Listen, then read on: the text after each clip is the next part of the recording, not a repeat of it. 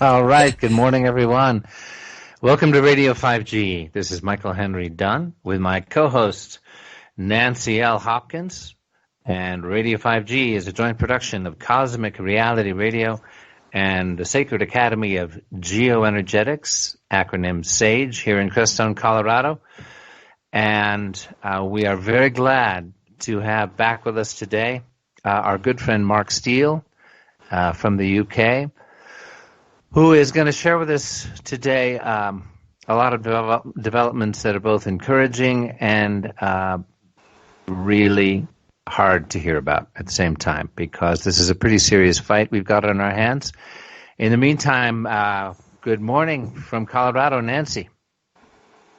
Yes, and if anybody tells you that the stream wasn't up on 5G radio, that's true. For some reason, I spaced out putting up that radio station. I've got us up on Cosmic Reality, but it's up now. It's up now. So. Okay. So we're on both. Yeah, I 5G are up. Hello, all you people.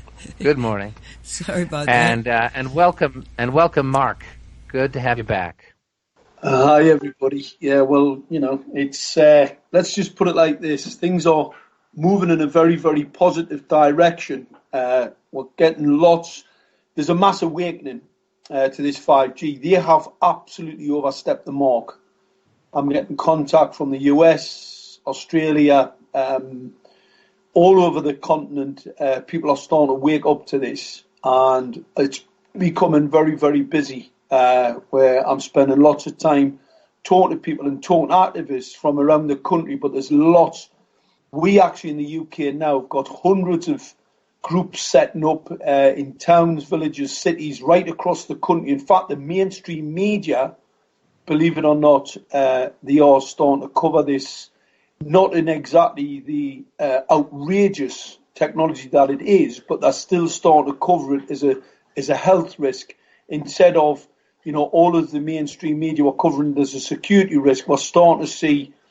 It was in the Bristol Live News. It was in the Leeds Live News. These are online groups, media groups, where they're talking about the health effects, the detrimental health effects, and that there's no research to show that this stuff's safe. Well, there's never going to be any data to show that 5G is safe, because 5G was developed as a weapon system. Anybody that thinks it's going to be safe, or there's any test that would ever even believe it to be safe, have got something either wrong with them if they know the technology, or they just deceive us and not being genuine about basically trying to deflect people from the reality of what 5G is, or they just don't know. So anybody that knows anything about 5G knows that it's very, very dangerous. It has to be. It was developed by the world's military as a weapon. Killed quite a lot of people. In fact, I know a couple of US ambassadors in the Moscow embassy weren't very well, and they died. Developed themselves leukemia from a pulsed frequency from a 2.5 gigahertz weapon system. That's the same weapon system, by the way, that you've got in your home.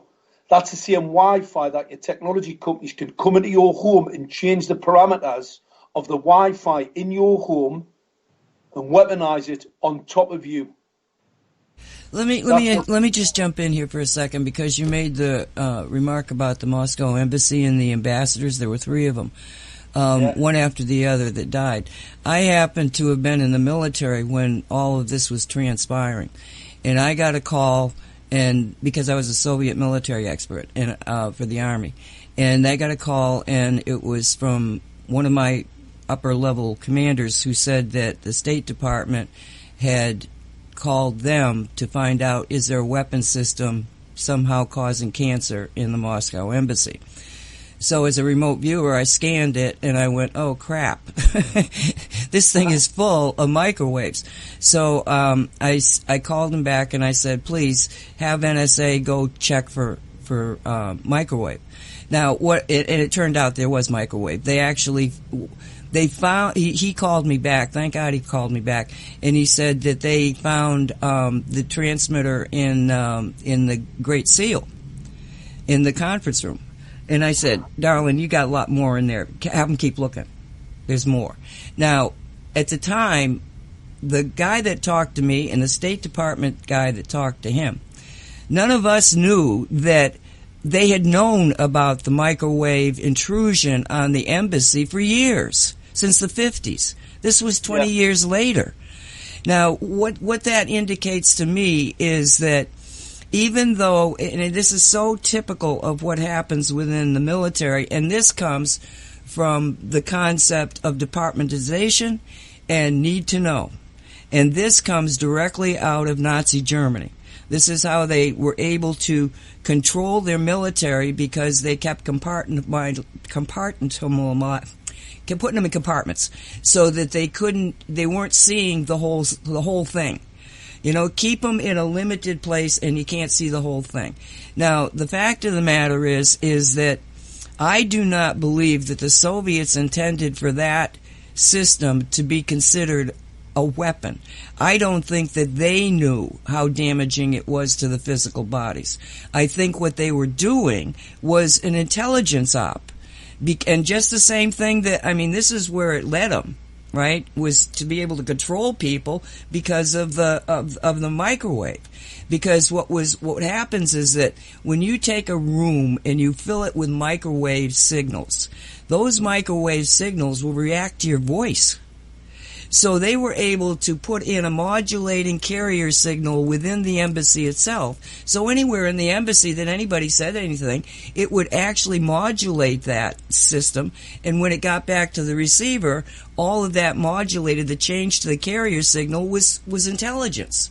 I don't believe they were intentionally trying to kill them, because it was a great intel op. Why would you mess it up by trying to kill people? That wasn't their modus operandum. So very good point. Yeah. Nancy, can I ask just a quick question? Excuse me, Mark. So I'm assuming that in a situation like that, Nancy, in the embassy, they would ordinarily do a sweep for bugs, right? And the NSA or whomever else, CIA, whatever, the station chief, they would assume that the embassy was bugged, and they would do regular sweeps for conventional bugs, right? But this was out of the ordinary, and, as we know, a precursor to 5G with millimeter waves. And so this was beyond the ken, so to speak, beyond the range of an ordinary bug sweep. Yes. At that time, remember, we're talking about the 70s. Okay. See, the thing of it is, because I didn't know about I thought, okay, they've just started this up, because the reason that I even have any comprehension of it, I was in electronic warfare, and I knew what we could do. Okay, so I'm assuming, okay, I'm seeing all this microwave radiation. I'm going, I bet they've done exactly what we do, which was highly, highly classified. I mean, this went beyond top secret, Mm-hmm. So my feeling is that it's part of the, dumb them down by the military in the 70s. An officer was being transferred anywhere between 2 and 3.5 years. So how do you know what's really happening if you're only in a post for 3.5 years, 4 max? You don't see it, because before you get to understand it, you're someplace else. And so shifting around all the people kept them crazy. But I was criticality of mission, and I was not moved. I stayed there. And so I got to see more and more of the problems. And the problems really come down to the inability to communicate knowledgeable, good knowledge.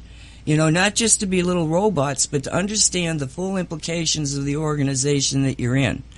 And so I think the same thing happened back in the 50s. So 54, I think, was when they first detected it. They wouldn't have probably known the dangers. B, if they had known them, they wouldn't have told anybody.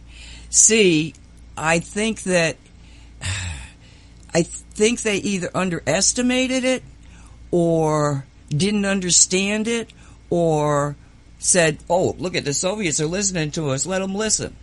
Because there is so much collusion throughout the system. For some people, the Soviets/Russians are your ultimate enemy. For other people, it's like, let's tell them they're the enemy and keep them going. you know?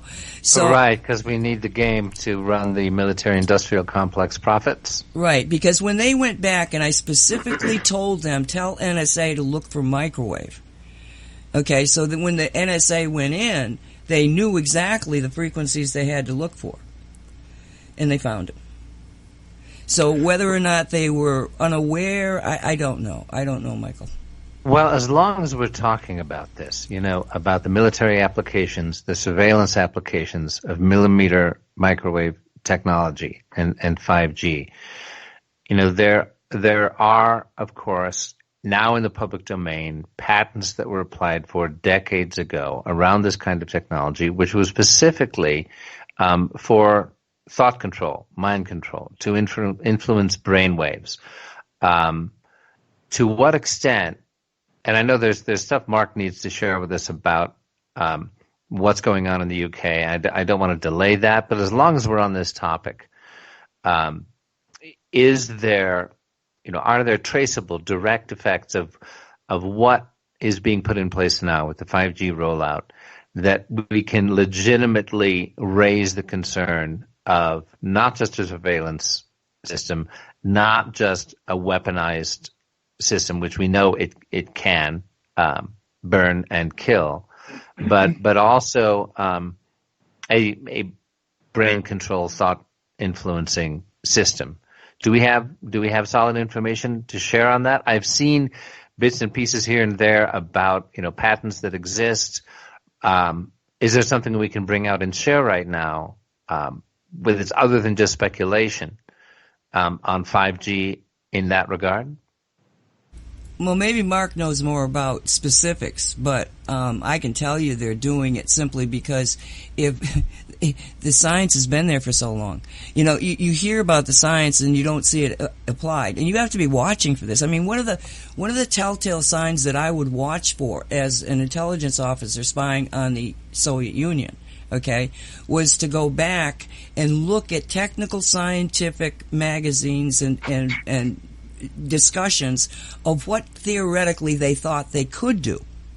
And then to watch and see when this drops off. Because what would happen is that scientists get together and they go, oh wow, if you use this microwave thing, you can control people's minds.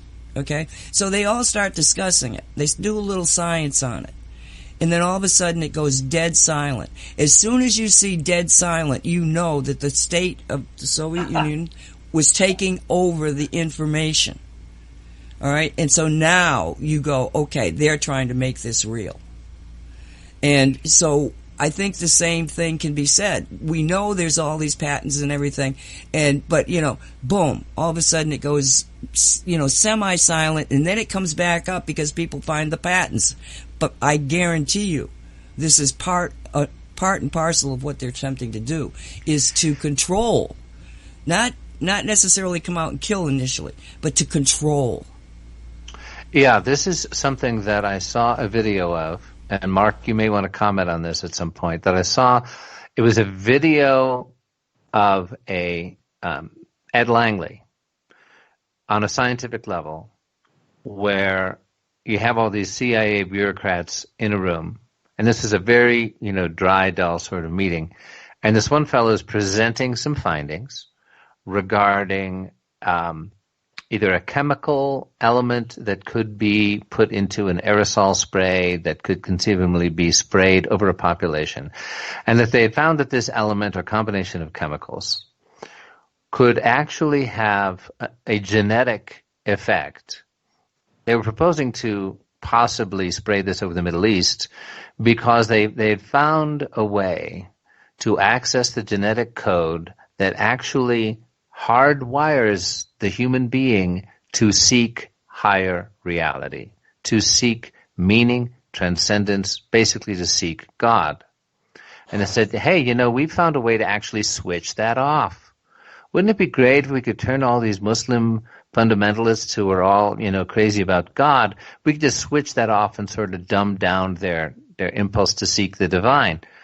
Well, they're probably not going to confine that to just the Middle East and Muslims, though of course Muslims are also, a very large population in Indonesia and India, etc. But do you think that they would confine that technology and say, well, let's keep our own population, safely away from the God thing as well, because in the long run, without actually naming it as such, they could say that's really not in line with our agenda and our design for Americans.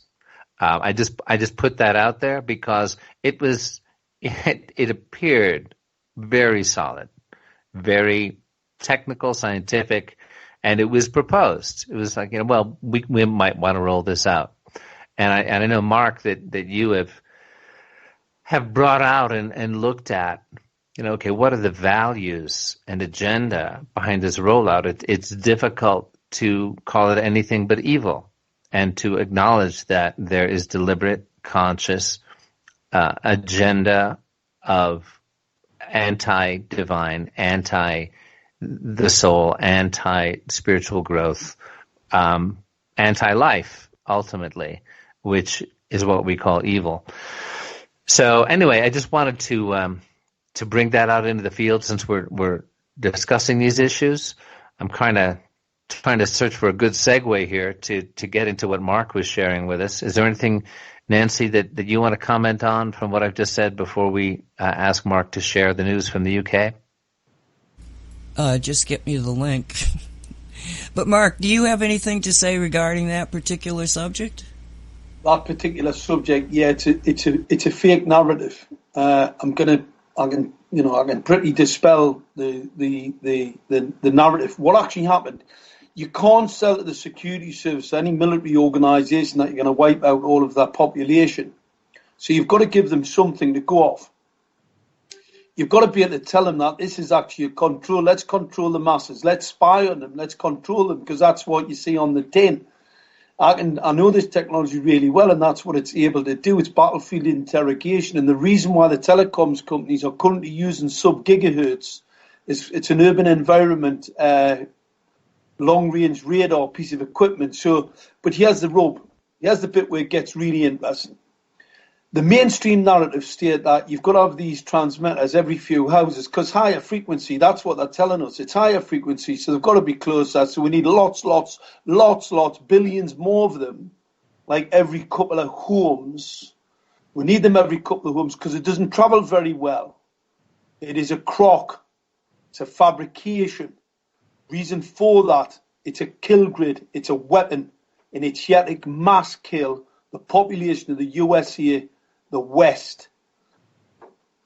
If you look at the capacity of the equipment, I have 31,875 streetlights in a small, stinky little town called Gateshead. That's obviously run by a load of Luciferian devil worshippers. Now, I say that because obviously there is, they've got history here, a bit of Luciferian worship, etc. And obviously, if you want to control groups, those circles can be very, very interesting. A lot of it in the military here, in this military intelligence, a lot of spirituality, basically on the devil's side, because some of the things these people have to do, you've really got to be a devil. You've got to be a monster to be able to, the sexual perversions against children and all about the trafficking and stuff like that. And they obviously have to acquiesce to that because with the intelligence equipment we've got globally, it's very easy to track these child traffickers. But obviously somebody just doesn't want to because there's another agenda. But the 31,875 streetlight fitments, each one, a normal, let's say if I was to buy off the shelf a board that was to switch a light on and off, you probably need something in a region 3.5 electron volts, 12 volts, a nice cheap board, something you buy for about 50 pence.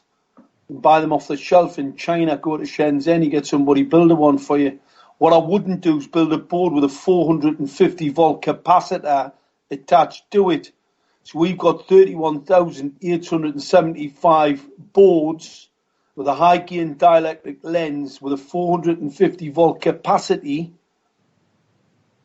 There's an EMP, it's electromagnetic pulse weapon. It's just one of its weaponized parts because obviously it can shoot you as well. It can target it quite and shoot. It's quite a bit of sophisticated equipment. What it's not capable of doing is switching the lights on and off. That's why the lights are on all over. So the agenda, see, how do you sell to your local intelligence agents the fact that you're going to murder everybody? Well, they wouldn't go for that, would they? It's very unpalatable. You'd have to get a pretty spooky type of guy to want to go for that. Maybe he's only a devil worshipper. But the capacity of the equipment here to kill, it is not yet a spy. That is a myth. The control grid is not true. I'm looking at the technology. I'm looking at the capacity. The Memo tanks have got cooler tanks. They're going to pour that much energy into them. They need cooler tanks to stop them from burning out. Because when they take out your home, when they take out you, like they did in Paradise, because Paradise was an EMP test, it was either accidental or it was actually a testing ground. It was a testing ground to see how quickly, how fast it could take EMP and how they could take those buildings out and incinerate. I don't know, the reports anything on 20,000 or 100,000 people have just been cremated. There's nothing left of them. So what's Mark, can we just slow down here for 1 second? Because I really would like you to explain, just sort of like think about Paradise and tell the people step by step what happened there. Can you do that? Because I think if they can understand what already happened, let's use it as an example of what can happen. Right, well, Paradise was one of two things. It was either an accidental EMP or it was a deliberate EMP. I'm not really sure because I didn't pull the trigger. Now, what I mean by that, if where energy companies coming in up to people's properties and fitting smart meters, all of these smart meters have an overcapacity potential. They have massive potential to pour significant amounts of microwave radiation into your home. It's what's called overburden. So that by the time I fill your home with your smart TV, your deck phone, your Wi-Fi, and let's say I just come in remotely, all of these devices can be activated remotely. They can come in, they can switch them on. You switch them off, I can switch them back on remotely. So I can come into your home and I can switch all them on, I can turn them all up, all at the same time. And then if I have an overcharge, an overburden, or I want to set off an EMP, electromagnetic pulse, then I'll just incinerate you and your home. So, and how that happens, you've built your home up into this microwave pulsing primed building where all the hydrocarbon, your plasterboard, your timber, you're basically 99% water. So I'm basically just, charging you up. And then when you're pulling over an EMP, you just vaporize. And that's the images. If you look at the images in Paradise. Wait, 1 second. I want that to be very clearly understood. He said the word, you will be vaporized. That means you're going to go poof, disappear. Now, let me just stop you here so that people can understand why. Again, I'm going back into history. I was explained to me a system back in 1976 that it was an electromagnetic pulse, and if it was completely in sync with your body, what would happen was it would jam your system to a degree that the molecular cohesion of your body would be lost, and you would go into a white light flame. Boom, gone. And it happened. They actually activated. That's how I know that it happened. So if it's off, if it's not completely focused, well, then you get, deranged in your mind, or maybe you'll have a heart attack or something. But by this time, they know exactly the frequency at which the average human body will lose molecular cohesion. So they don't even have to worry about killing you and then having bodies. They just get rid of your body and you in one quick pulse. Right. And if I could just point out here, when we're talking about, first of all, Paradise, California, and the fires there, and how an EMP would be used in this way, in case some of our listeners aren't aware, the nature of the fires in Paradise, California, there were many firemen who said, we have never seen fire behave in this way. There are many instances in which a building not near the trees that were on fire would just suddenly implode in flames. multiple occasions. And yes, there are certain conditions under which, at a certain level of heat, a building will burn, suddenly catch fire so quickly that it looks like that. We're talking veteran firefighters saying they have never seen anything like this, and that this appeared to be a targeted energy weapons system that was being tested in Paradise. And we happen to know of someone who has done a lot of research on the deep state, on the cabal, etc., who had a huge amount of research, hard copy research in his home, lived in Paradise, and poof, gone. It was all vaporized. But I just want to touch briefly on the whole EMP thing, because it's my understanding, people listening to us describe this, listening to the white flash of a dechemicalization, of the vanishing of a human being in a moment. They're like, well, okay, maybe they can do this, but, how would you possibly get away with this? I mean, just, having people vaporize or disappear, it would be so obvious. People would be so outraged, they could never get away with this. Well, the whole concept of an EMP and how it would be used, and the repeated attempts to create a state of martial law through a false flag in this country, and other countries have used it historically as well. Of course, we know that Nazi Germany, Kristallnacht, and other historical incidents where deliberate fires and bombs were set to blame on the Jews to trigger the Holocaust. The same thing here, where the White House comes out, as it did recently, with the whole set of protocols about how the U.S. would survive an EMP. How would we prepare for an EMP, a weaponized electromagnetic pulse, presumably set off by a low-level in the atmosphere nuclear explosion or an EMP device that would knock out the satellite system, would knock out, that it would be very plausible to, once you have done that, suddenly the grids go down, the government declares this was an EMP by a hostile power, be it China or Russia, martial law is declared. At that point, they can take out whoever they want. The checks and balances of the Constitution are gone. They're mostly gone already, but even the observation of them is gone. The ability to communicate with each other and say, holy crap, they just vaporized my aunt sitting in her, in her rocking chair.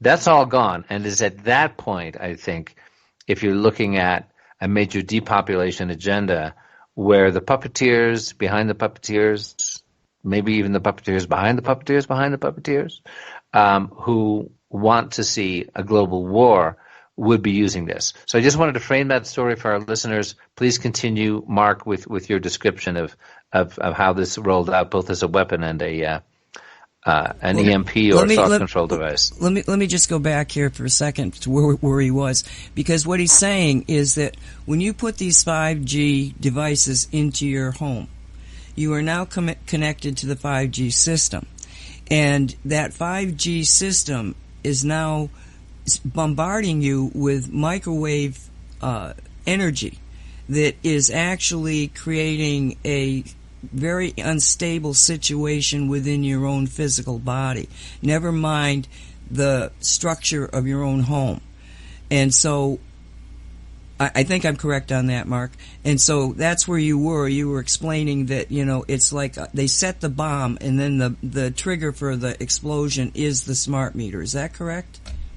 Well, either it can be smart meters, but it can be 5G. The 5G, what we've got is the mini cells, and obviously in these micro cells, in the streetlights, the micro cells in the streetlights have got massive overcapacity.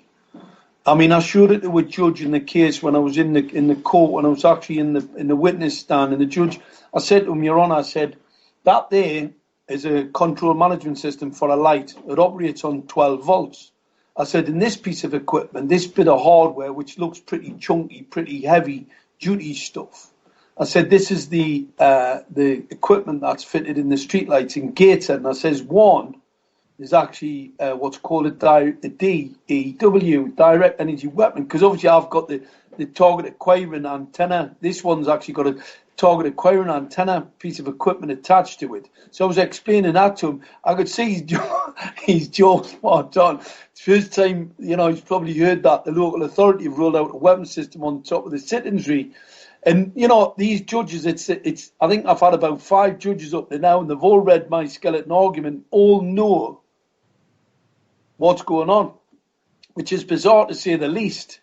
But that's acquiescing in a human rights crime, because that's what 5G most certainly is. I mean, we had some terrible news last night.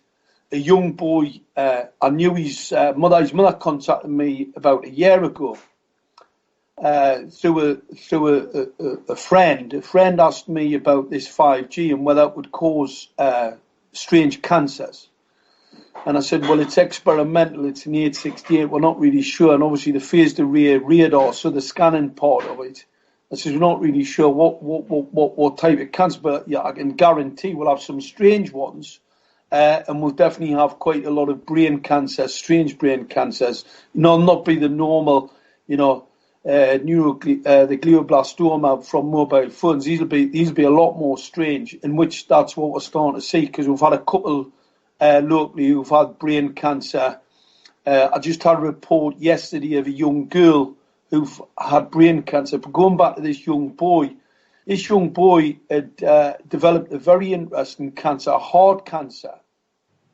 So his mother sent me all the details of it. And I'm not going to mention who they are, what really happened in relation to that, but I checked up the cancer, and lo and behold, the cancer was extremely rare and has only ever been attributed to radar operators.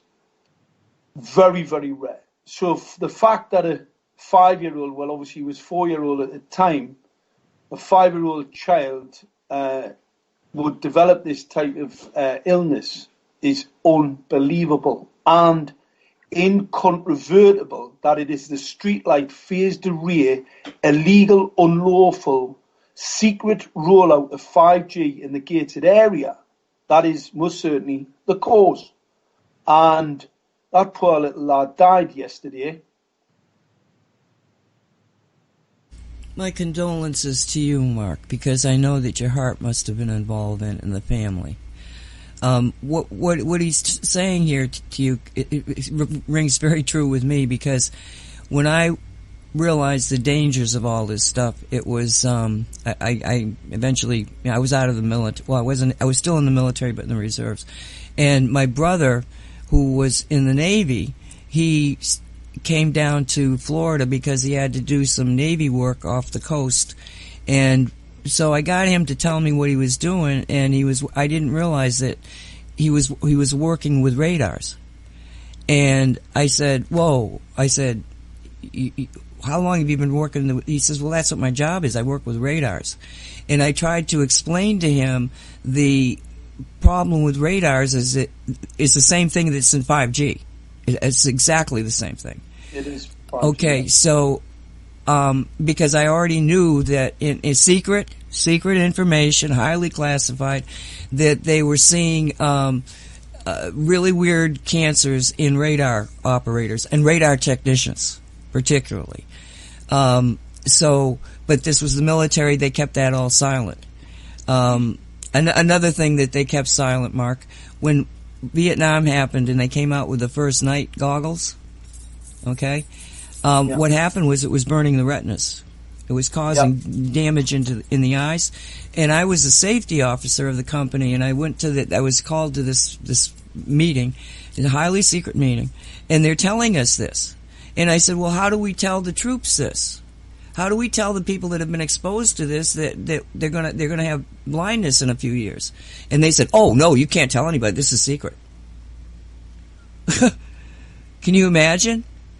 Well, what I really can't imagine, I mean, the same technology was used in the Google Glass.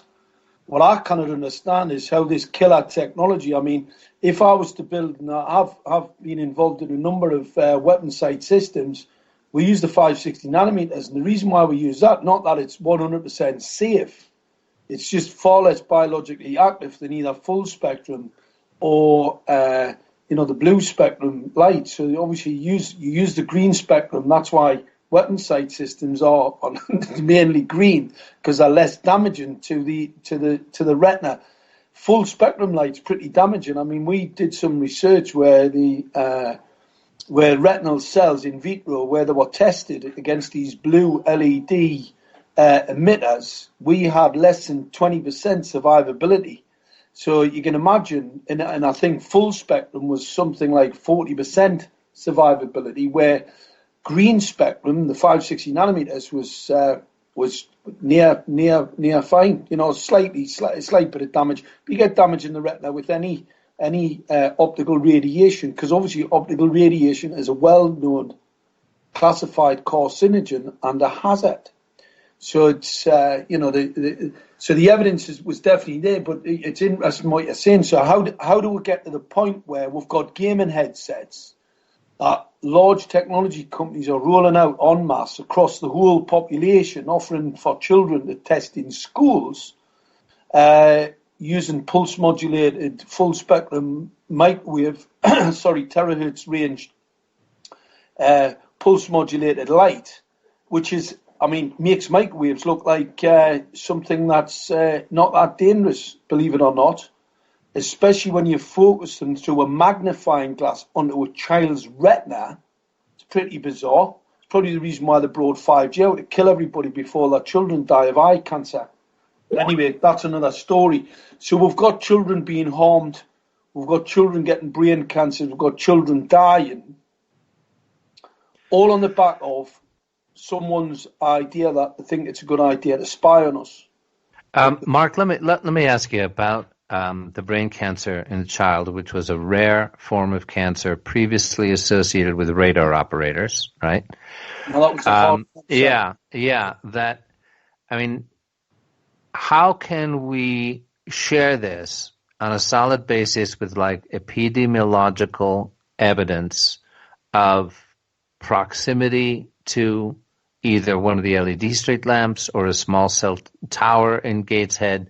How can we establish, an evidentiary connection that can't be dismissed as like, oh yeah, those people on, they're 5G activists making wacky, connections and theories. Because obviously this, the link to a very rare form of cancer associated with radar operators, that's big, in a community in which 5G has just been rolled out. That, can we, because I'd love to go, more public with this, and we always need to be careful. Often, we are lured out to be exposed, with going out there with slightly inaccurate information. They nail you. They destroy your credibility. They say, oh, look at what these wild claims they're making, and there's no basis because of this and that. I'd love to be able to, if this is, obviously this sounds quite real and substantial, and I'd love to be able to just go out there with it with high confidence, with some evidence that would hold up in court or hold up with epidemiological studies. Yeah. Do you have any thoughts on that? Well, before we do that, let's just get a time frame. I asked you earlier before we got on the show, when did they put the lights in Gateshead? The first knowledge I had of them, they started the rollout sometime in 2013, 2012, 2013. But what they did, they fitted the street light, and it was to the main highways. Now, obviously, the main highways are a lot higher up, so the directional antennas would scan over the top of most homes.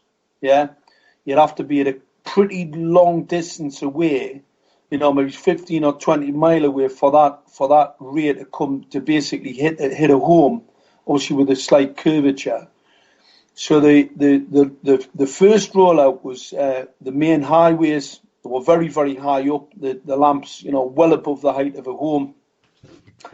And then when I believe that was either 2013, 2014, they started putting the lights in the streets. Well, there was a lot lower down. In fact, the directional that directly opposite people's bedroom windows.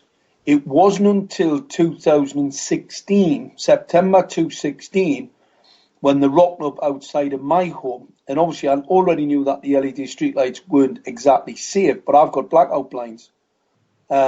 Nobody's been warned about that either. And they rocked up with these LED streetlights that looked a bit unsafe. And then I had neighbours knocking on doors telling us about nosebleeds. So that's basically the time frame. So 216 was, my factual evidence when I knew that they'd roll this stuff out.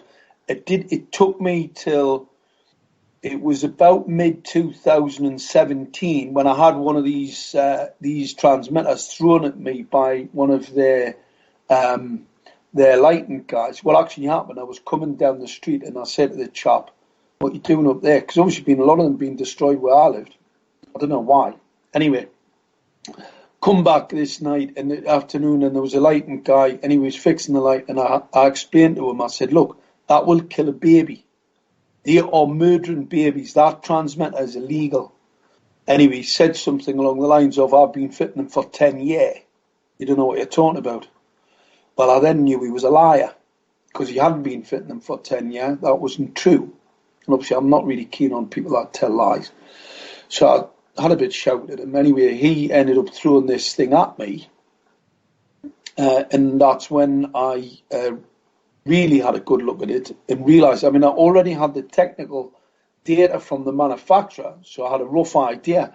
But in the technical manufacturer, they didn't talk about the antenna design, the high gain antenna design. In fact, the whole technical sort of document that come with a product was false. It was a falsification of what was actually in the light system. Because obviously what was actually in the light system was a target acquiring weapon system. And I then took that, couldn't believe my eyes. I really just couldn't believe what I was looking at. Okay, now let's just make sure that everybody understands what you were looking at. You had already gotten the manufacturer's specs for this device, and then this guy, sent by God, threw you the device. And you get the device and you compare it to the spec sheet and you realize that this spec sheet is a bunch of crap and that this is actually a weapon system. It has nothing to do with telecommunications, correct? Absolutely. They had actually applied for Part 15 FCC approval for the antenna, and obviously this one was a high gain. Well, that would normally apply to a dipole antenna, and it most certainly wouldn't apply to a 25 milliwatt transmitter. And obviously we were measuring radiation in people's bedrooms. Part 15 FCC, I think it's about 50 meters. It can be no more than 5 milliwatt. We were millivolts, sorry. We were actually measuring in people's bedrooms 800, 4,000 millivolts.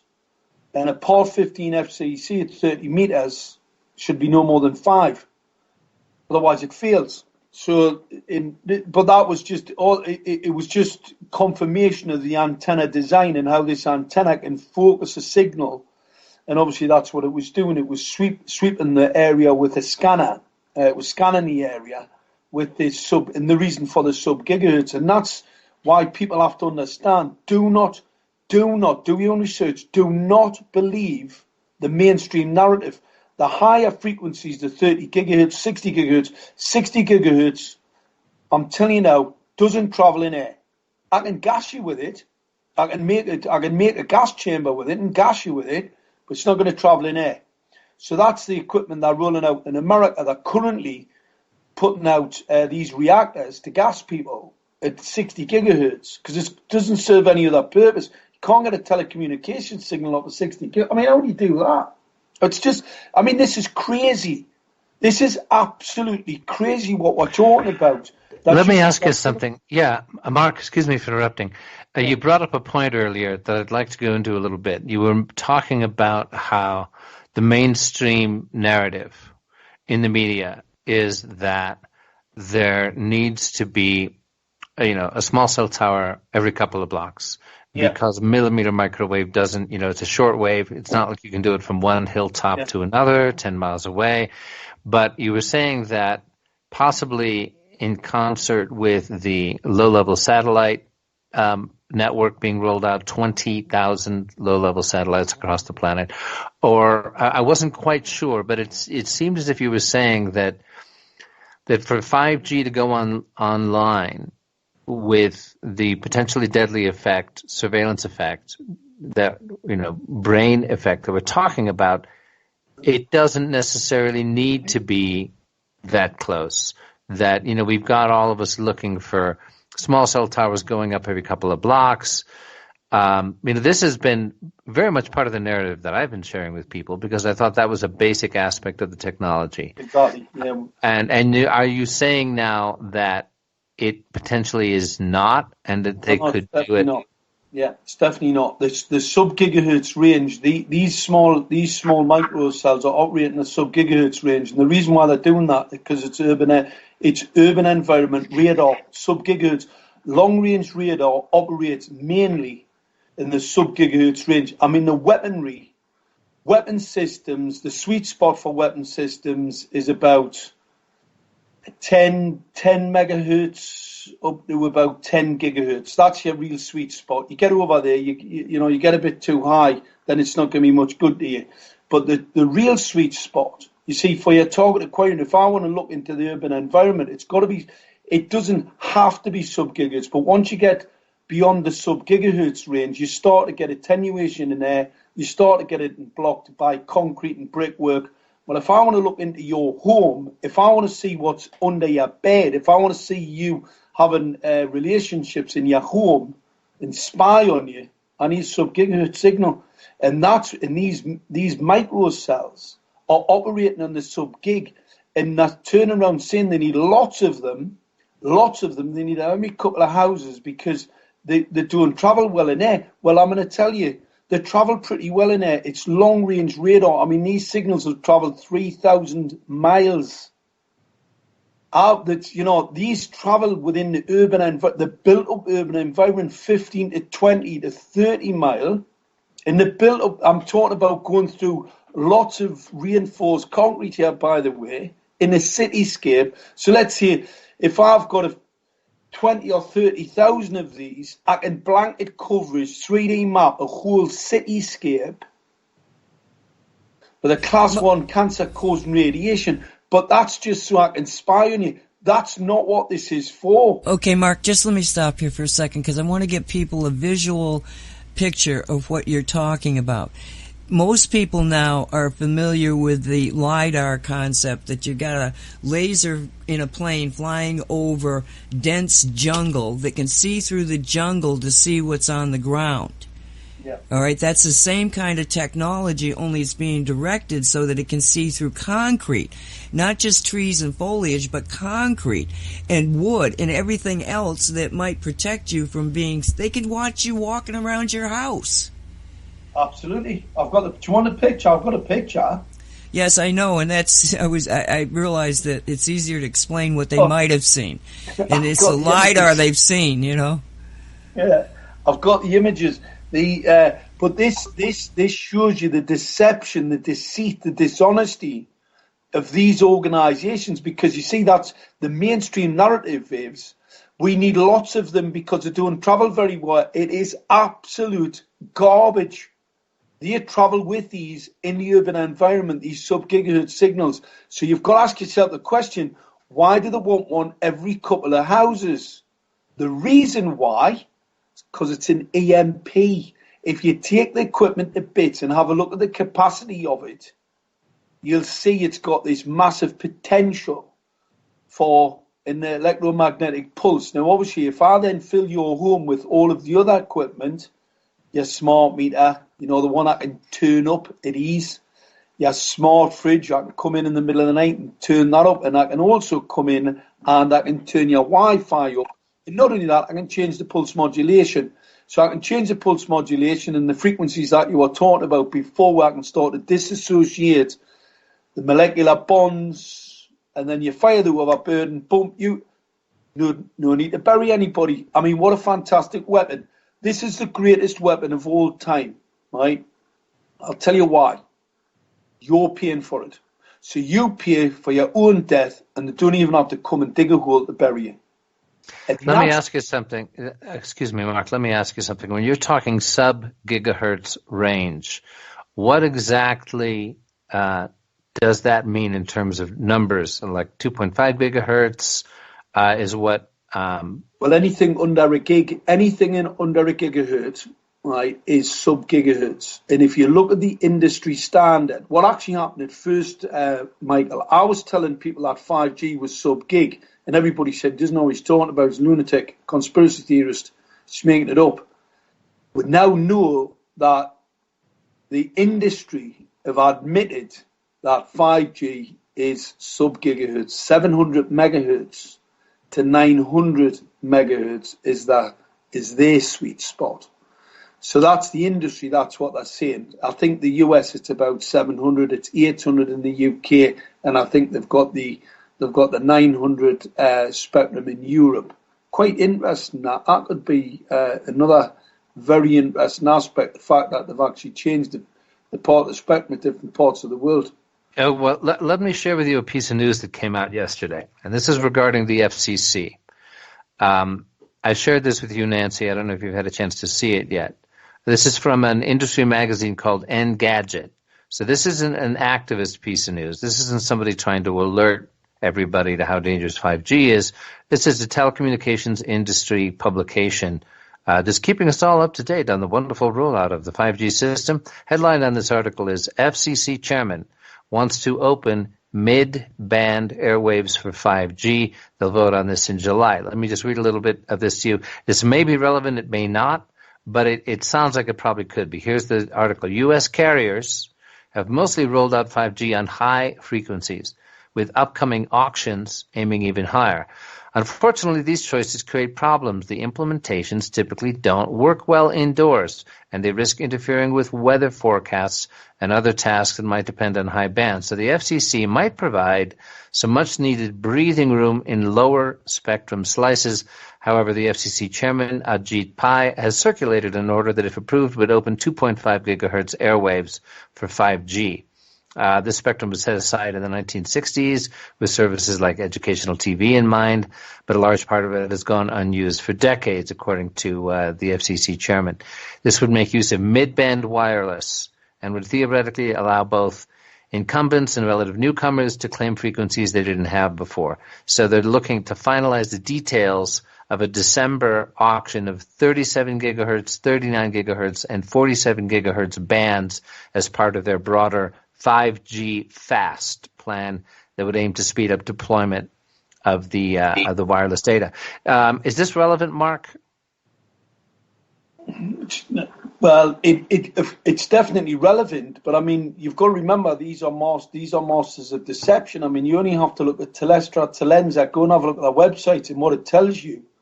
The bit of equipment that fit on the top of the street light is designed to look like a light sensor. Now ask yourself this question.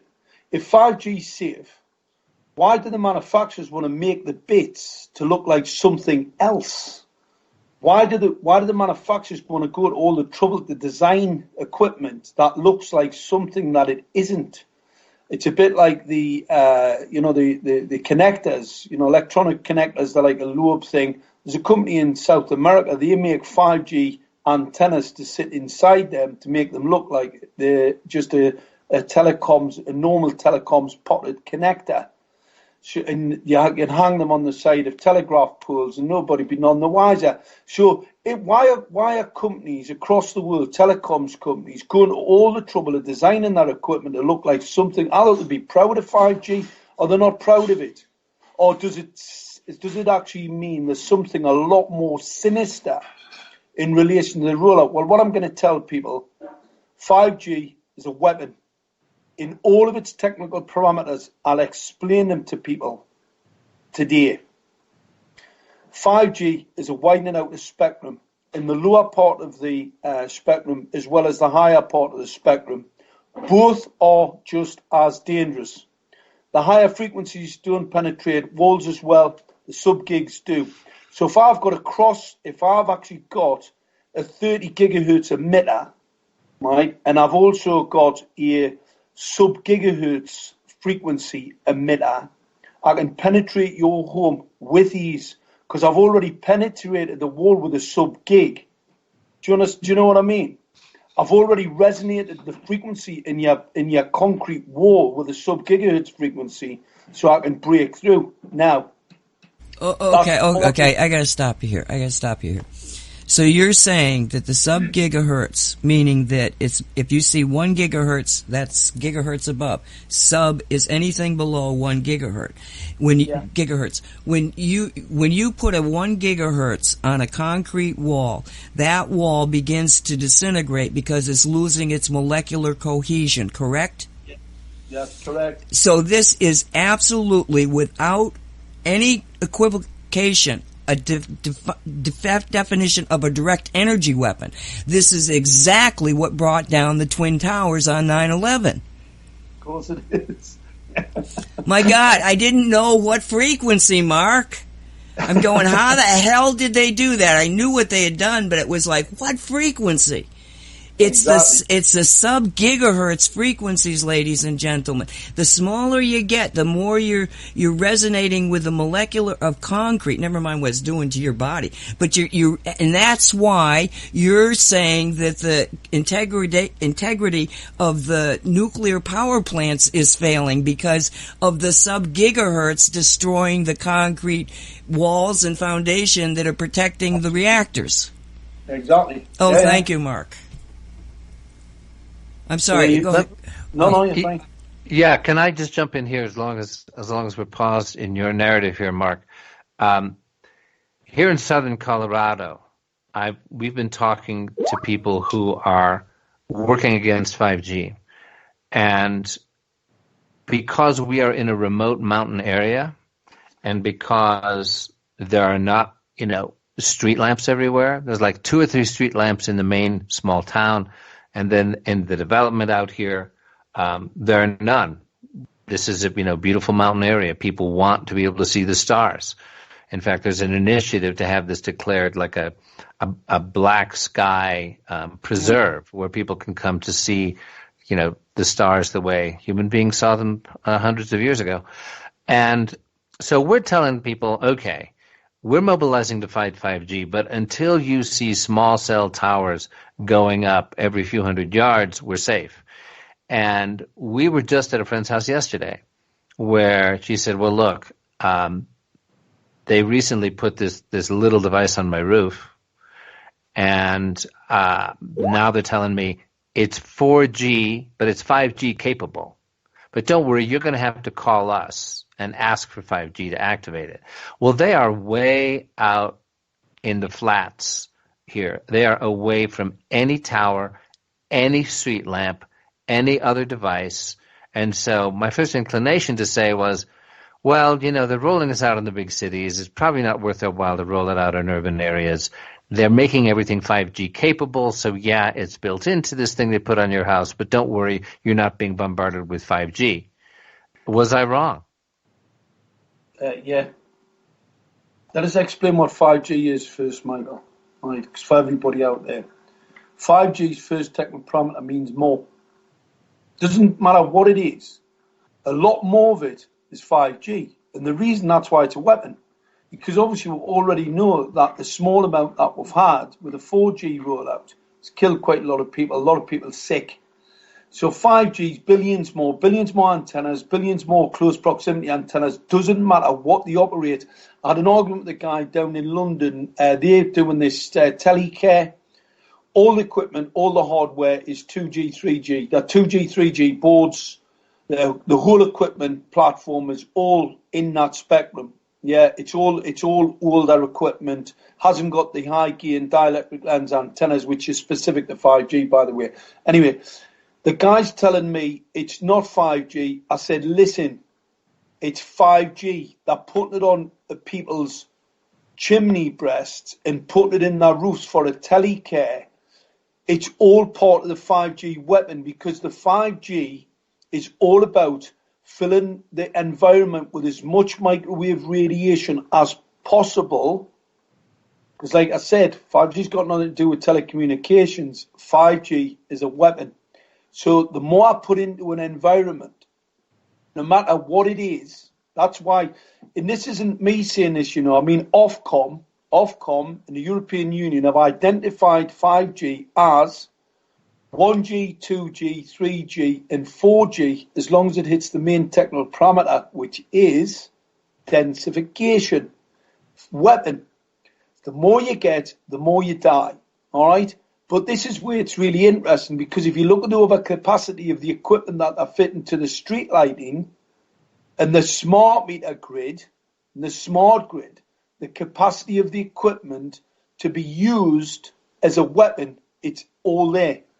One of the things that's pretty interesting, I think, what happened in Paradise, obviously, whether it was a test or it was accidental, the equipment, there was a burnout at the power stations, at the transformers. It was the same when they tested it in South Korea. They had a burnout at the transformers. They had a burnout in the electrical equipment, because this stuff will burn out your normal infrastructure. And this is the reason for electric cars. Because electric cars don't make any economic sense. Don't make any sense at all in any way, shape or form. In fact, pretty toxic to the environment, very toxic to humans who drive them if you drive them for any more than 30 minutes. In fact, I wouldn't let your driver one at all, because the magnetic flux in the cabin's pretty high. And if you're travelling at speed and also you're changing the speed, so you've got that oscillation of speed, that's not very good for the body at all. So bad heads, sore eyes, and that'll kill you. That'll make sure you buy yourself an electric car. That'll make sure you don't get your pension. Mark, you're on cars now. We need to get back to Paradise and what you were talking about, the substation. And before we do that, excuse me for interrupting. It's break time. We're at the hour break, so I'd love to pick that back up, because just focusing on how people know if 5G is rolling out in their neighborhoods, and if they can roll it out and are rolling it out without a visible small cell tower that you can say, hey, that's 5G every couple of blocks. We need to get really specific about how people can know. Anyway, so this is at our hour break. And Nancy, are we ready for that? Sure, 4 minutes. Welcome back, everyone, to Radio 5G. This is Michael Henry Dunn with my co-host Nancy Hopkins. Radio 5G, a joint project of Cosmic Reality Radio and the Sacred Academy of Geoenergetics. And we're here with our good friend Mark Steele, who is updating us on a lot of developments in the UK, and more specifically right now, how you can know if 5G is being rolled out where you live, whether or not it's about a tower on every other block, how it might be interacting with the 20,000 low orbit satellites that are even now being launched. So, Mark, could you pick up from where you were on that, please? Yeah, well, obviously the 5G is a large technological spread. All right, it's not one thing. It's the technical parameters of 5G are pretty well known in the let's say from my perspective. And because I look at it from a weapons perspective, sort of, I look at everything from a weapons perspective point of view. Because obviously that's the business that I've been in for so many years. So I look at things from, and see, how they can be used, what their potential is. I mean, like I said, the antenna designs, the reactors. I invented one. I invented a reactor. It was obviously for something completely different. I wasn't inventing a molecular reactor to gas everybody. But strangely enough, the same equipment's hanging on streetlights. That's part of 5G. You've got phased array. You've got high gain lenses. You've got direct link lenses. All part of 5G. All look significantly different to the untrained eye. But the 5G, the main characteristic is densification.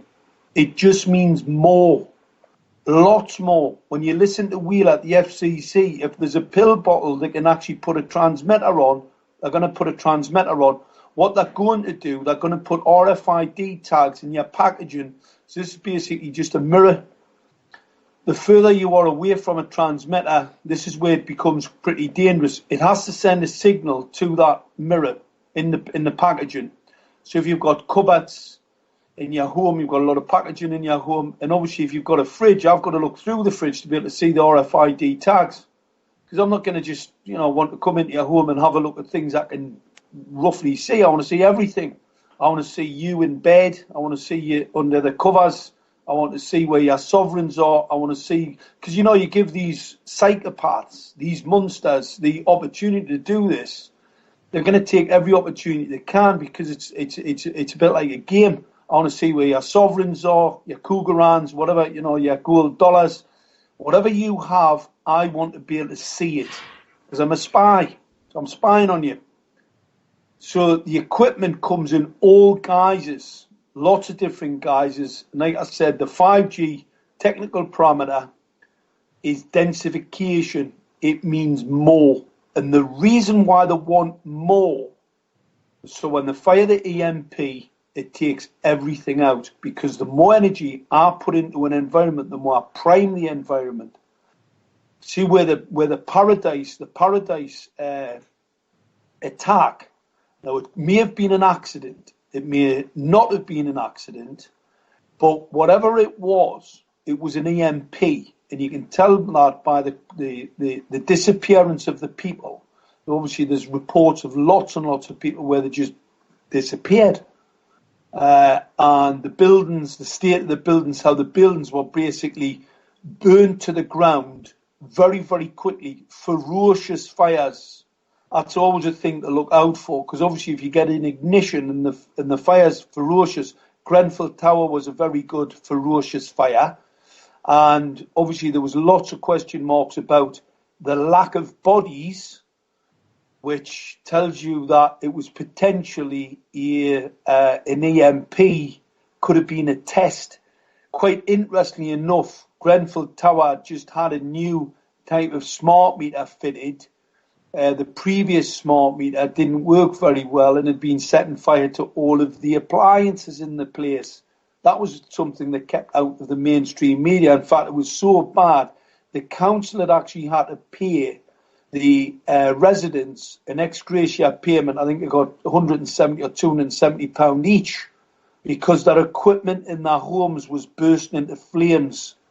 Pretty interesting bit of information, and something that was totally kept out of the media, something that was well documented, and still for some inexplicable reason never got aired again when the fire actually took hold. And obviously we've seen the catastrophe that happened. There's recently, just a couple of weeks ago, we've had another fire in London. And when I looked at the pictures are really telling, because you can see the buildings gassing off. So the flames are actually on the outside of the building, and the building's not on fire. The building itself isn't on fire, but the building's gassing off. So where they obviously get the right oxygen mix with whatever hydrocarbon gas has been broken down and coming off the building, and then you see this wall of fire.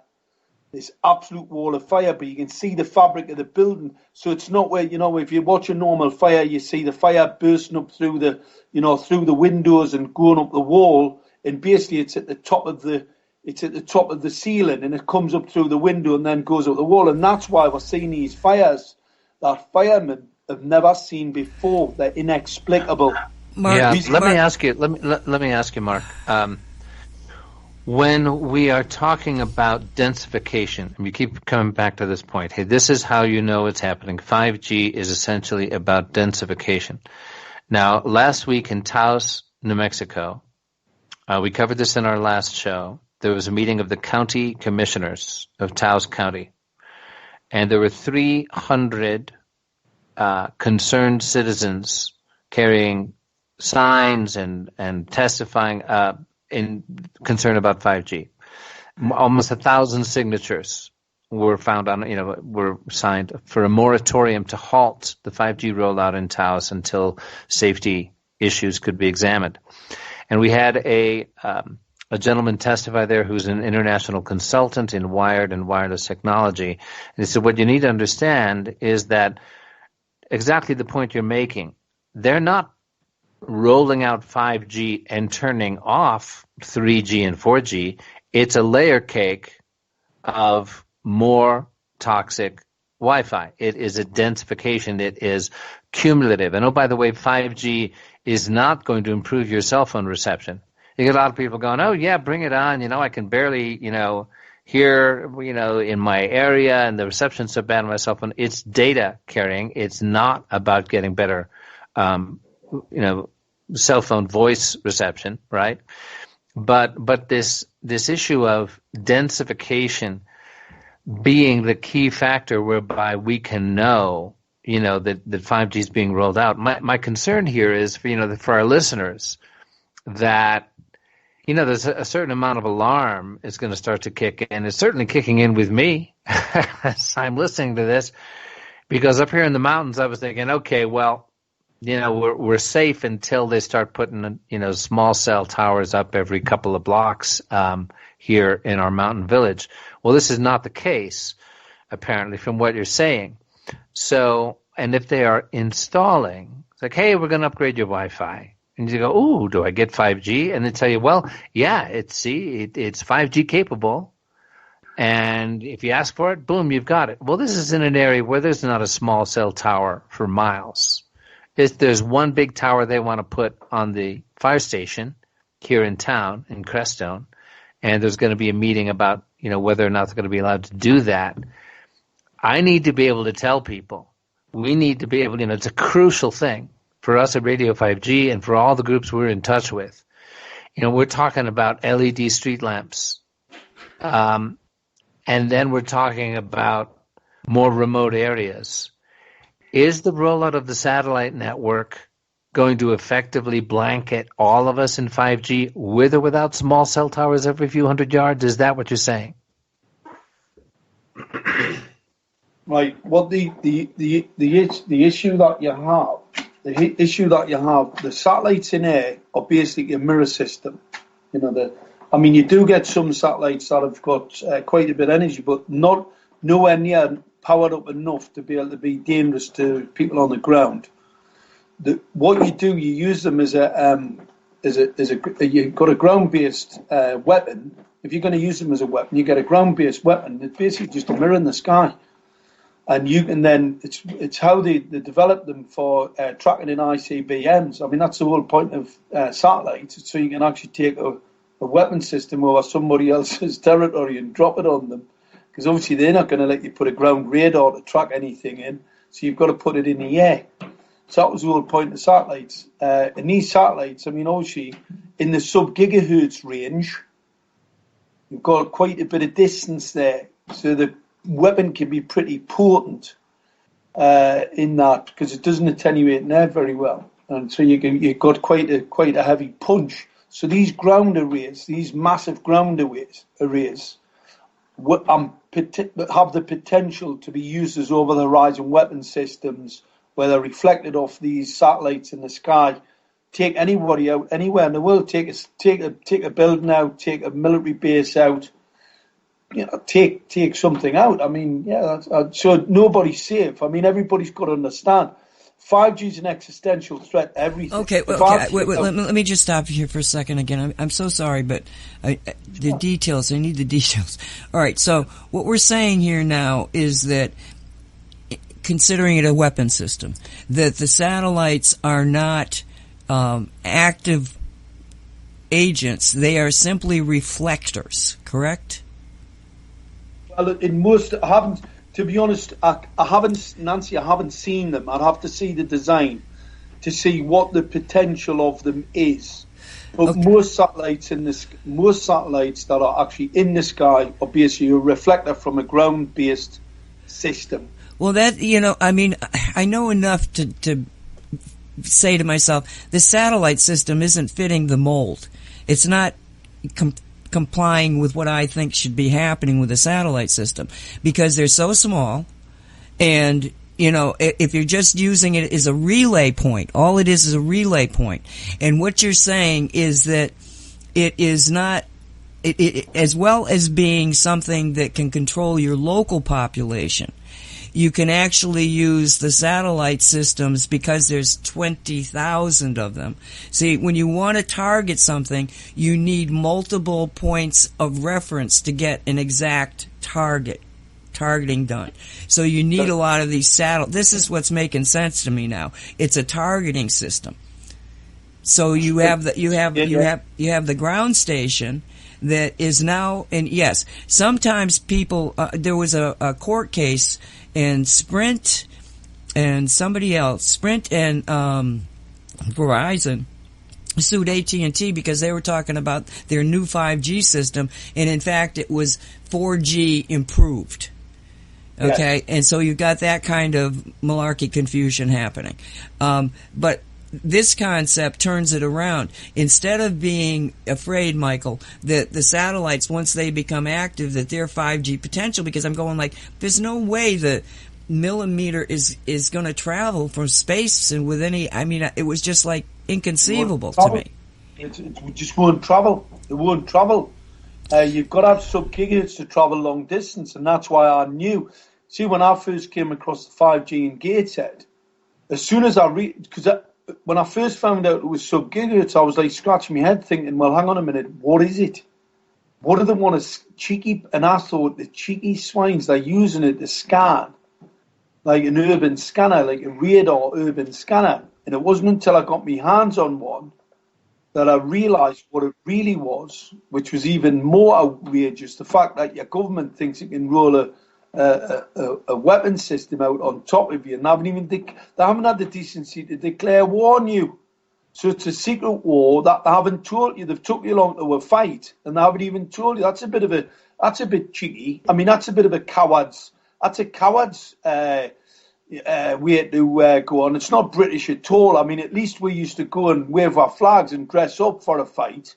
I mean, these lot have come through the back door, and that shows you the type of devilish Luciferian characters we're dealing with. These are devious, but it also shows you they can't face the fight.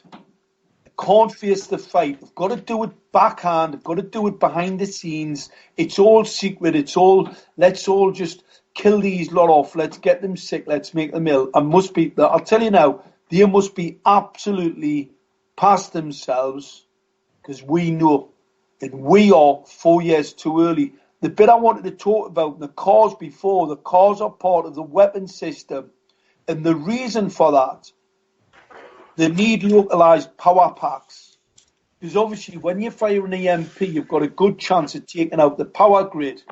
If you take down the power grid, then obviously you need something to carry on, because what they want to do, it's no good killing 500,000 people and leaving 500,000 left. I mean, people go absolutely bonkers, and especially in America, because you guys are all, tooled up to the teeth. That wouldn't be very good at all. So if you're going to pull an EMP, you need to kill everybody.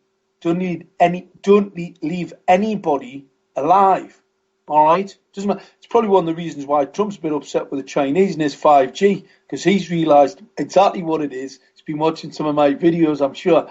Anyway, the reality of it is they've got to kill everything, because you cannot leave. I spoke to a guy the other day who's on about this Agenda 21, and it's all about, there's going to be 500 million left. It's all about this depopulation. What an absolute load of crock. Can you imagine? You're the controller. I'm the person who's just wiped out the vast majority of the world's biology and human life. All right?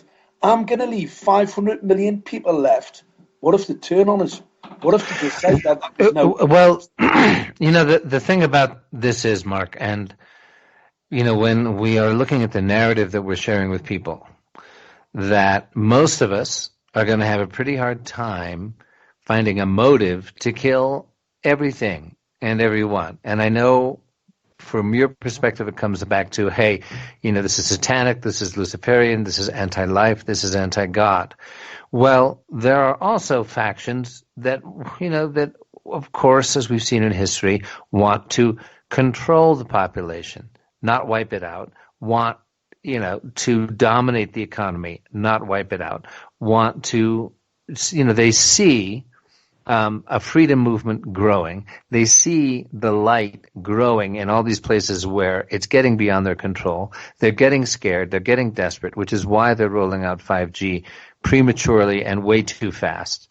When it comes down to the Georgia Guidestones with the $500 million target, 500 million people population target of, the ideal population. Well, that's after martial law. That's after elimination of freedom fighter leadership. That's after, a basic clampdown. Most of those 500 million people are dumbed down slaves. Go ahead.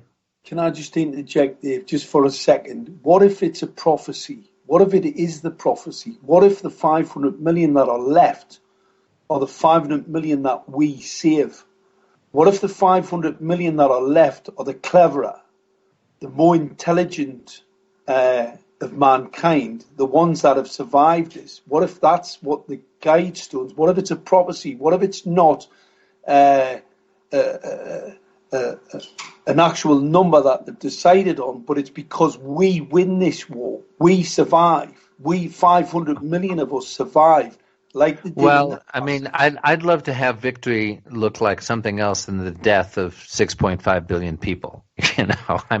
Personally, and I'd love to be able to shift our focus a little bit, because it's we've got about half an hour left. Because all of this is pretty tough to take, is pretty grim, and we need to also remind people that there is a global movement to stop 5G, that the rate, the acceleration of the wake up of the appearance of a new Stop 5G group every day, of what we saw in Taos with 1,000 people demanding a moratorium and 300 people jamming the county commissioner's room. They had to call in the fire marshal to make sure that they were opening way for people to leave in an emergency. There is this huge movement. There is great hope. I had a meeting with a public official here in southern Colorado just a couple of days ago. She was on her way to an annual conference of municipal officials of the state of Colorado. Hundreds of officials from counties and state and towns and villages across Colorado. And she was going to be alerting them to 5G and bringing with her the specific regulations proposed in Larimer County, Colorado, that's a major county. It contains Fort Collins. It's a major county. Without having to sue the FCC, and plenty of cities and towns are suing the FCC over 10th Amendment violations, that here, a whole raft of carefully crafted regulations were proposed in Larimer County that would limit, inhibit, delay the rollout in order to address safety and aesthetic concerns. So I'm just trying to let people know, so my public official friend with whom I met just a few days ago is taking that, even now as we speak, at this gathering of hundreds of municipal officials from across Colorado, alerting them to 5G and saying, here are tools that we can use, that we can ask our county commissions to implement. Now, not all the county commissioners are going to be as cowardly as the ones in Taos, when all that was asked of them was, look, there's lots of evidence that this is a danger. You are proposing a change to your land use regulations language that will allow a waiver of a permit process to let 5G in the back door. We're just saying, let's wait and delay and look at adding some of these helpful regulations that will allow the people of Taos to protect themselves, as is your sworn duty. It was a very small request we were making. Hundreds of people showed up. They voted no. So there are some pretty cowardly folks out there. We had two brave people on the commission. But I just want to touch back in with the strength of the growing movement, the tools that are out there. Go to 5g-know.com. Go to ehtrust.org, another great organization. Go to SaveUsNow. Is it .com or .org for you? .org.uk, yeah. Yeah, .org.uk, Mark's organization and political movement in the UK about 5G.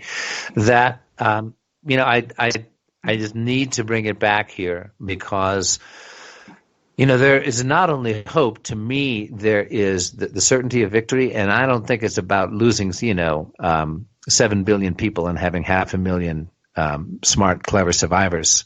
I think God has a different plan.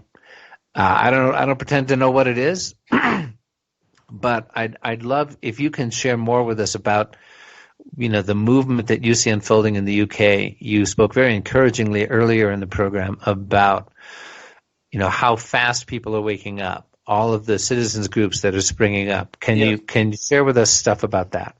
Well, the numbers have grown up at a significant rate. We've got Stop Smart Meter groups popped up in every town, every village. There's other groups popping up in every town and village. In fact, there was a petition of over 4,000 people have signed it now in Bristol. That's only one town. Now, obviously, they're a very active place in the country. There's a lot of very intelligent and knowledgeable people who live in that part of the world. So they've actually put a petition into their local council. We've got the mayor on the run down there. I spoke to the mayor in the big festival area. They've getting a moratorium on the 5G rollout, and they're putting together a group of experts to discuss the dangers of 5G. Not calling, they've actually already put in a moratorium. There's another council at Frome. There's another council at Stroud. So there's a number of councils, and also just today there's been a press release in Leeds, which is a large city in the UK, where the council have been pressed about the safety in relation to the health effects. Because prior to this, all we've spoken about security, the Chinese, how there's a potential problem. Now what they're starting to talk about is the health problems. And obviously wants to start to understand that this technology is experimental. It has never been tested to be safe. It is a research project in breach of the Nuremberg Code. That's when we'll start to see some real feathers start to fly. So what's happening in the UK is fantastic. But I want to go back to what you said before, Michael. We've got children in schools now, young girls in schools being sterilised by industrial-grade Wi-Fi. Those children will never have babies. Those children will be harmed. That harm will come in the next 10 to 15 years. The gestation from microwave radiation to epidemic to kill could be 15 to 20 years out. We have one of the largest human rights crimes ever been perpetrated on the human race. I believe if there's 500 million of us left by the end of the decade, we'll be lucky. I say that with all confidence in the evidence that I have in relation to the LED streetlights. The blue phosphor-coated LED streetlights are a program called Soft Kill. In Barcelona, there's 20 institutions that have done a study in relation to the LED streetlights. They've doubled the breast and the prostate cancer. They've only been in for 3 years. I can tell you that epidemic is 15 to 20 to 25 years out, as it was with smoking. So those people are dying today only after having 3 years of exposure to that optical radiation, which is absolutely lethal. So I believe there'll be hundreds of millions will die across Europe from that LED streetlight. In cityscapes across the US where they're using the same technology, I can expect mass population collapse. The sterilisation of people where they've been exposed to this Wi-Fi in schools, classrooms. We've already got the evidence of the sperm count collapsing, has done over the last few years. So we'll see population collapse. We will see people being sterilised. This equipment was used in the camps to sterilise people. This technology was taken to the USA under Operation Paperclip. The frequencies that are being emitted from your Wi-Fi cause diabetes. Why do you think they picked 2.5 gigahertz? People need to wake up and make sure that they take action in relation to the crime that's being committed against us. And I'll tell you now, the 500 million that are left will have justice. Mark, when this young man came down, the little child, the 4-year-old, when he came down with the cancer, did you go and did you take measurements? Did you look to see how far away that antenna was from his bedroom? I measured. Obviously, I got in touch with the mother. Went down the house. I measured the radiation. a constant 1200 to 1400 millivolts. Now, obviously, that's well within IC and IRP guidelines, but it's in breach of the Europem 216 guidelines. It's in breach of the Council of Europe 1815 resolution, the international courts. It's in breach of the building code regulations and an affront to anybody who thinks that that type of radiation would be safe to a child. It is absolutely deplorable, and that poor boy's dead. He is going to be one of a significant number that will die over the next few years because, like I said, exposure to this type of radiation, the potential epidemic is 15 to 20 years out. We survive this, and I believe population numbers will collapse across the West as this epidemic starts to take hold. Got to remember, we've only been exposed to this radiation for, in most part, 10 years. Now we've got the ubiquitous smart meter rollout, which has started aggressively over 5 years ago.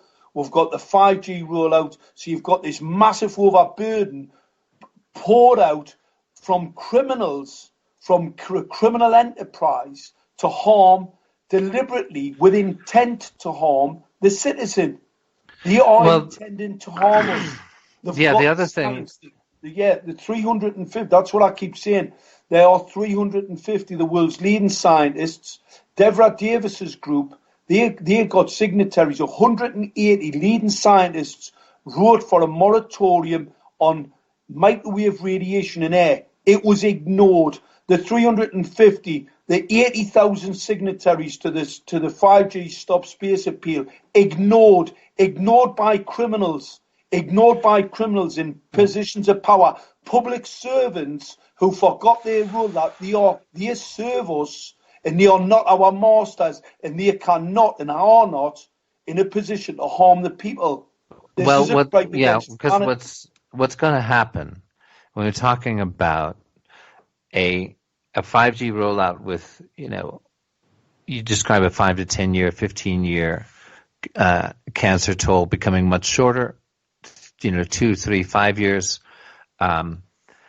That personally, I don't think it's going to happen that this rollout just is allowed to proceed unimpeded by the people, that it is allowed to just be rolled out on top of us with skyrocketing cancer rates, children coming down with cancer when towers are on schools, this rolling, this accelerating awakening movement that just politically speaking, this is the other factor that needs to be taken into account. Politically, in terms of consciousness, in terms of groups working on a spiritual level, and, the 3D on the ground political and legal tools that we can be brought to bear on this. And, let's be realistic. At a certain point, civil disobedience. It's just going to happen. We here on Radio 5G are not advocating civil disobedience or anything other than nonviolent means, etc., etc. And being realistic, civil disobedience about taking down towers that are killing your children, that's just going to happen, folks, as these consequences start to roll out.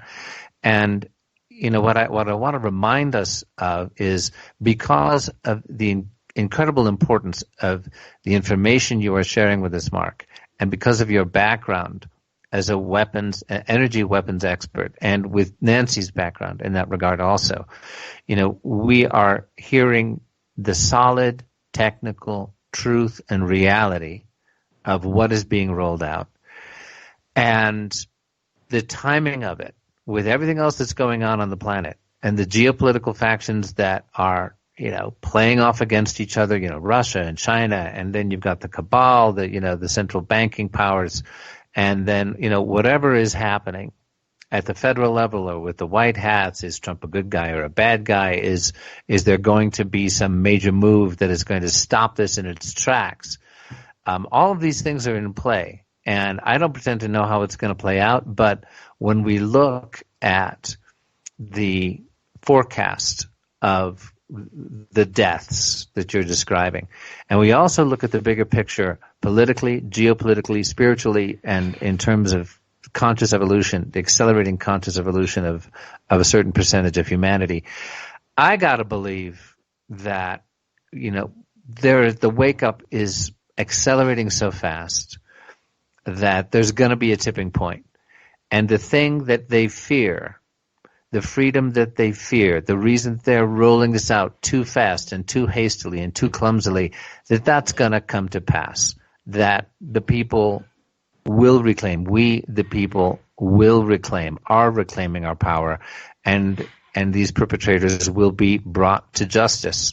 That's my belief, and I just wanted to share that with people, to just take a step back and look at the bigger perspective politically, geopolitically, and spiritually on planet Earth, and to take into account Gaia, to take into account the living conscious being of our planet, and how we can defend Gaia, defend her children, and be in a dialogue with our Mother Earth in this fight.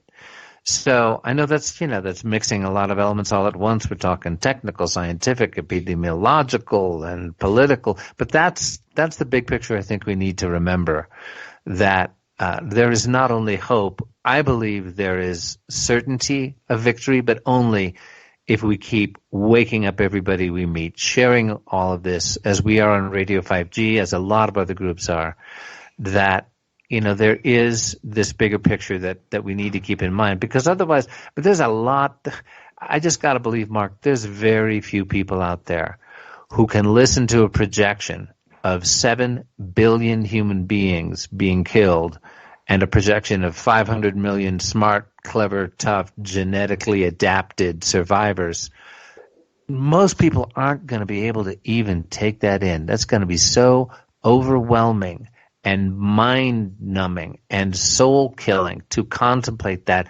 Most people are just going to shut off. We have to give them more hope, but we got to give them not hopium, right, like the Cabal does, but real, reasonable, inspired spiritual hope. That's the end of my speech. Nancy, I hear you got something to say? Well, I do, because I haven't shared with this audience I had the baseball cap. I got the baseball cap, okay? And we're still tweaking it, but I got the one, and I'm proud of it enough to take it and put it on my head. Well, to make a long story short, yes, when I went out into the grocery store, I noticed people were looking at the hat, but I couldn't. It was too far away to hand them a business card that tells you why I'm wearing that hat, which is, beware of 5G. But I go to the pet store, and what happens is that somebody says, this guy was buying crickets to take home to let go into the wild. And I said, that's an amazing thing you're doing. And he said, yes, I'm very concerned about, what's happening. The biosphere is crashing. And I just pointed to the hat. And he went, he gets to beware 5G, and he went, oh my gosh, 5G. Well, he begins to talk. I'm trying to get the card out, because the idea of having the card with the baseball cap is you don't have to get into these conversations. All you have to do is give them the card. If they're interested, they'll read it. Otherwise, all the explanation in the world probably wouldn't have done anything, so you're wasting your time. It's a way of identifying ourselves to other people as being aware of the problem with 5G. And he gets to talking to the pet store owner. And so they're having this conversation, and I'm trying to find the card, and I'm going, yeah, well, and it's also this, and pretty soon they got angry. And I got angry. Because it's so ridiculous. What is all this about, And then they went into a point of overload, and basically they turned around and stopped the conversation while I was in mid-sentence. And after the fact, I went, oh, geez, I didn't do that right, because of exactly what you're saying here, Michael. That, yes, it's a terrible situation, but it's also it's an opportunity to come together as a human family. And that's what we have to focus on, is the concept of building up the human connection. Now, we're seeing it happen, Mark, in Europe, in Great. What I'm seeing happen here is that these local groups are getting together because they start talking to one another. Now, are you seeing the same thing, that it's totally grassroots, that you guys with your organization aren't out there in the streets telling this people to beware, and that it's actually that they're becoming knowledgeable enough to organize themselves? Is that what's happening, or is there some kind of a, big organizer there that's trying to get people going? I think there's a lot of disparate groups about, but one of the things with the internet, we've got to be really mindful of this. Your Facebook and your emails and your communications are being disruptive. There's a lady not far from me whose child got brain cancer. She's been trying to contact me for a year. She knows people that know me. She's been giving me phone number. She sent me messages on Facebook. I've never responded to any of them. I haven't got any. I have not phone calls. She's left messages for me. She's told somebody in a gated area, and we've had this confirmed, that I've never replied to her. I'd reply immediately. Because obviously anything like that, it is so important to engage people who've been hurt and harmed by this technology. And I've never replied. And the only reason I haven't replied, she didn't receive I didn't receive any communications. I have my emails blocked. I've got my telephone problems. I've got problems on Facebook, all being filtered. You could have a group of 1,000 people who live 5 miles away getting organised to do an event. You won't see it, because we rely on social media thinking it's this panacea for connectivity, when it is the exact opposite. It's the exact opposite. And the reason why it's here is specifically because of 5G. They knew we were going to work this out. They knew we were going to come together, and they have to put everything in place to make sure that doesn't happen. Well, it's still not enough, though. I mean, we're having this conversation. Michael, it's not working. They're losing. Look, they were going to lose. Look, they always lose. We're talking about the devil here. We're talking about evil people. Good always overcomes evil. So therefore, and that's what I say to people, I'm really positive about this. I know it sounds horrendous, some of the things I talk about, but unfortunately, I've been tasked with telling the truth. And the truth can sometimes be very, very abrasive and very, very... not very nice and not palatable. However, what would happen if I know what I know, technically, from a scientific perspective, from a weapons perspective, if I kept that information from the public and people found out in a year's time or 2 years' time that I knew all this and I had kept it from them, what would they think of me? So I've got to tell people the truth. It may be really unpalatable, but this tells people, get off your keyboards, get active and do things. I was talking to a guy the other day, he's a very busy chap, obviously saving up for his pension. He's got a few bob. And I said to him, I've actually parked off a business, a very, very valuable business. I parked it off to one side. I mean, a guy said to us, what are you doing at the minute, Mark? I said, well, I'm trying to stop 5G. He says, well, I says, I'm not bothered. I says, there's no point having anything. There's no point having a house, a pension, a dog, a pet, a kids. My grandchildren will die. I'm stopping this. I've got every part of my body, every week and minute, I'm spending on spreading the word, getting people active, right? And we are the resistance. We are building an army to fight this. This is not going to be easy. The people who are behind it are going to try and do everything they can to carry on with their plan. We have to overcome that. And that's going to take every fiber in my body. Yeah, it's a moral issue like really no other one. When you're talking about your knowledge and how can you possibly, knowing what you know, keep your knowledge to yourself. In fact, there's a legal principle when it comes to treason. There's treason, plotting against your own government, against your own country, or cooperating with another. And then there's what's called misprision of treason, which is that you weren't part of the plot, but you knew about it and you didn't do anything. And this is treason against humanity. And so because we know, this is just a simple moral duty. we who know will share it. And yeah, they're trying to they put in algorithms that inhibit getting around human rights information on Facebook. Put up a dog or a kitty video, oh, it'll go viral, and everybody give you hundreds of likes. Put up a 5G post, and curiously, one or two likes. That's because it's being kept off of people's Facebook feeds, because it's quote unquote fake news, right? So yeah, that's you're a great example, Mark, of what an awakened human being with important information to share looks like.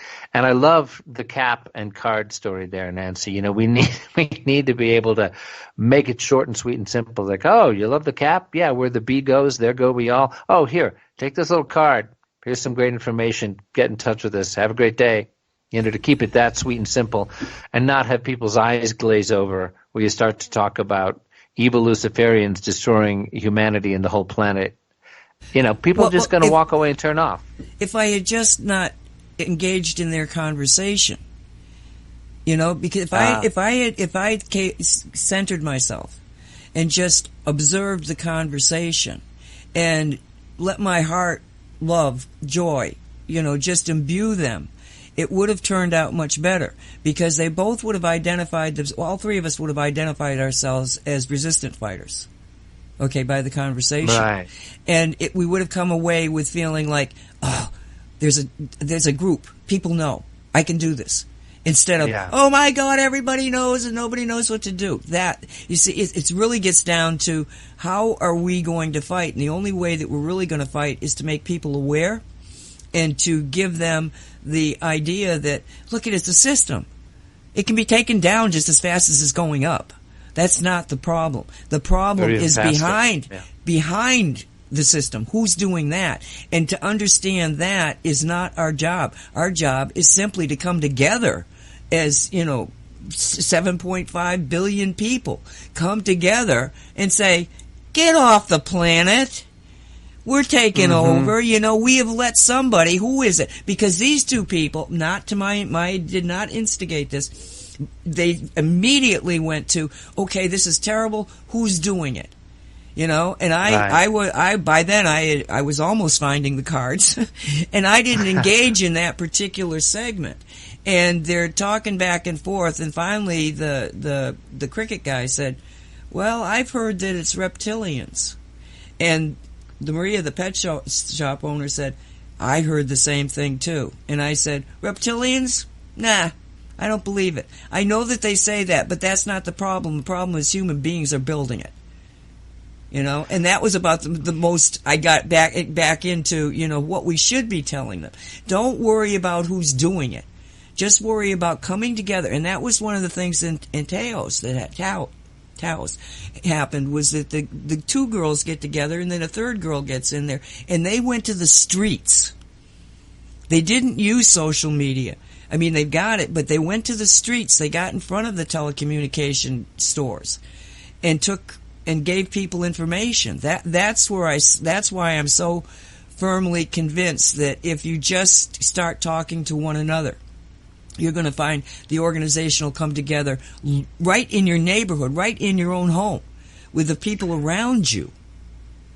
And that's how it's got to work, because just like Mark's saying, we don't have any way of knowing if they're seeing our 5G posts.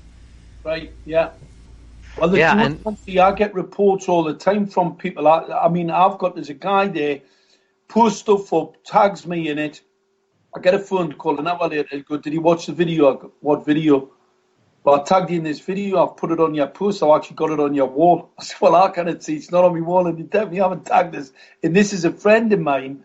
And, so the whole social media thing's totally controlled to the point where, and especially something as important as this, they are absolutely desperate. And, over the last few weeks, when we've had a massive growth in interest in 5G, the resistance has grown right across the country. This is so much more prominent, because every other day I'm talking to somebody who said, I tried to get in touch with you on such and such. I've sent you such and such. You never responded. So, and it's because but that shows they are losing the grip of the internet. And we use the internet, but the more people that grow, these numbers are significant. They're significant enough where the small number that's coming through are enough to give people hope that we smash this evil. But I've also got to go back to, it's very important we know their battle plan. Obviously, you get people who want to do petitions, knock on council doors. People have to do more than that. People have to make lots more people aware about what's really happening, and that's how you tackle it. It's always best to know your adversary's battle plan, and if you've got right, yeah, and there's excuse me, Mark, just to share the upshot in Taos, just to let people know. We covered this last week, and we are looking forward to having Reese Jula and Jeannie Lotz and Falcon Britt, the three amazing women who spearheaded, particularly Jeannie and Reese began it, the movement in Taos, that although the vote went against us at the county commissioners 4-2, that the upshot of that, the momentum of that movement, isn't going away by any means. There is an awakened citizenry, and now a really ticked off citizenry in Taos. And because of one of the expert witnesses, Dr. Sharon Goldberg, who testified at the county commissioners meeting in Taos, whose YouTube testimony in front of the Michigan state legislature has gone viral about the toxic effects of EMF and Wi-Fi. And she is an expert witness. She is an MD who is on the medical faculty of the University of New Mexico at Albuquerque.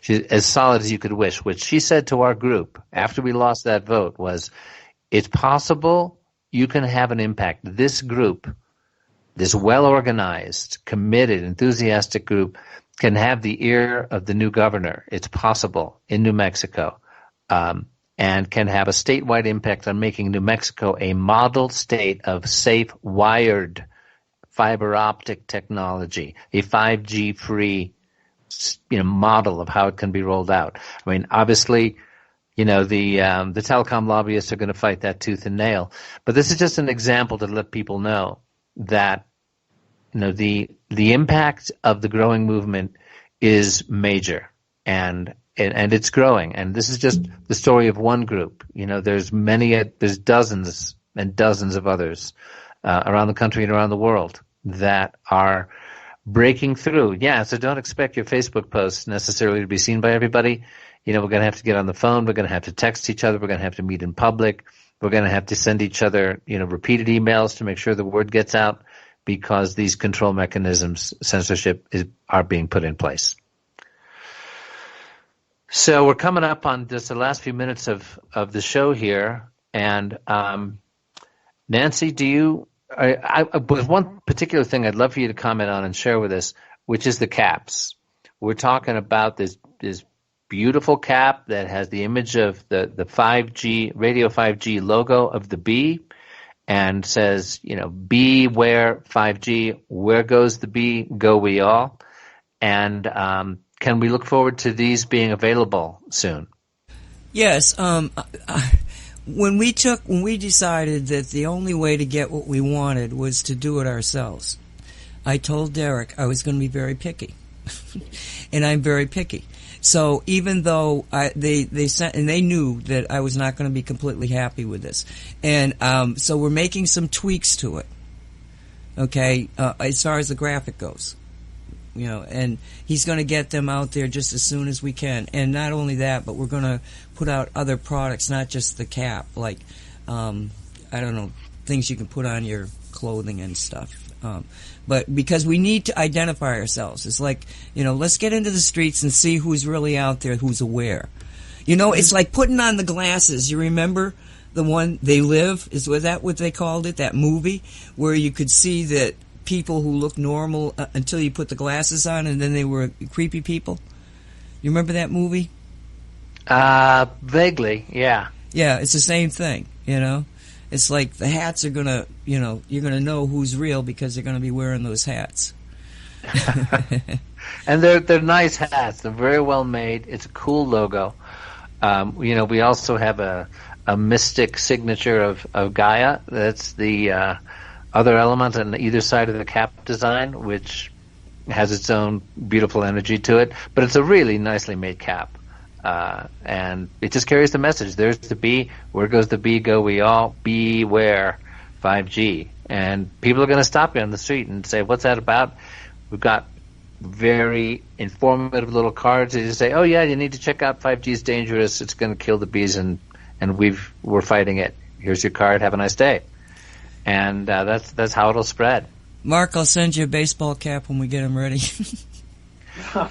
Right. Of course, part of the problem with that, Mark, I hear that the one way to be definitely identified as a Yank, as an American, in the UK or in Ireland or elsewhere is if you're wearing a baseball cap in public, that means you're pretty much an American, because they don't, you don't see ordinary citizens in the UK going around wearing baseball caps. But you're already stepping out bravely, my friend. So perhaps you'll be willing to make a fashion statement on behalf of 5G and wear an American-made baseball cap.